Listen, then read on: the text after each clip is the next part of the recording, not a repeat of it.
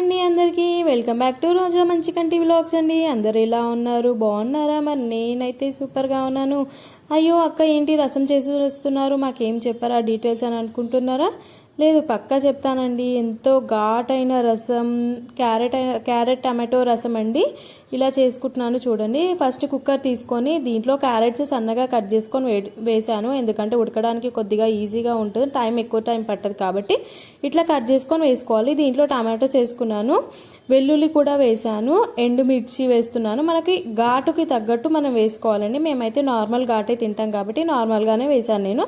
దీంట్లో తగినంత జీలకర్ర కూడా వేసాను, ధనియాలు కూడా వేస్తున్నాను. నేనైతే హాఫ్ స్పూన్స్ అయితే నేను వేసుకున్నాను. మీరు ఎక్కువ క్వాంటిటీ చేసుకుంటే ఎక్కువ క్వాంటిటీలో కూడా అన్ని యాడ్ చేసుకోవచ్చు. చూడండి, దీంట్లో తగినంత వాటర్ పోసేసి ఇట్లా మూత, పప్పు కుక్కర్ ఉంటుంది కదా, నేను దాంట్లోనే ఉడకపెట్టుకున్నానండి. వీలైతే మీరు కూడా అలాగే చేయండి, చాలా టేస్టీగా ఉంటుంది అనమాట. ఒక 4-5 విజిల్స్ వచ్చే వరకు అలాగే పెట్టేసేయాలండి. ఉడికిన తర్వాత వాటర్ సపరేట్ చేసేసి ఆ క్యారెట్ టమాటోస్ ఒక్కటే పేస్ట్ చేసుకొని పక్కన పెట్టుకోవాలండి. స్టవ్ వెలిగించి గిన్నె పెట్టుకున్నాను పోపు కోసం.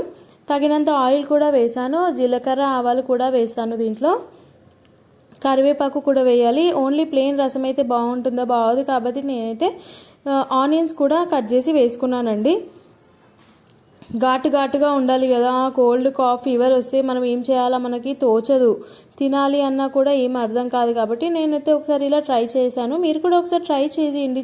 ట్రై చేసిన తర్వాత కామెంట్ బాక్స్లో చెప్పండి ఎలా ఉందో. చూడండి, సన్నగా కట్ చేసిన ఆనియన్స్ కూడా వేసేసాను. మంచిగా ఫ్రై చేసుకోవాలన్నమాట. నేను చూపించే విధంగా కూడా ఒకసారి ట్రై చేయండి, బాగుంటుంది.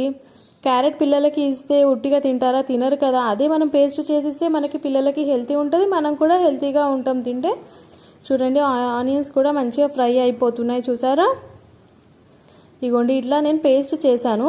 Only carrot tomatoes water separate చేసి పేస్ట్ చేసి పెట్టుకున్నాను అనమాట. ఈ ఆనియన్స్ ఫ్రై అయ్యాయి కదా, ఇప్పుడు ఆ రసం అనేది ఇందులో పోసుకోవాలి. మనకి చిక్కదనాన్ని బట్టి మనం వాటర్ అనేది యాడ్ చేసుకోవాలన్నమాట.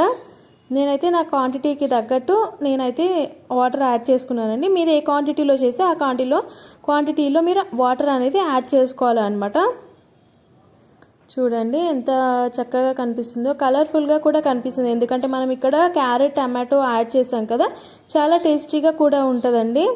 చూడండి ఎంత ఇప్పుడు మసులుతుంది, మంచిగా మరగపెట్టుకోవాలన్నమాట. మరిగే టైంకి కొద్దిగా రసం పౌడర్ కూడా వేయాలి, ఉప్పు కారం కూడా వేయాలి అండి.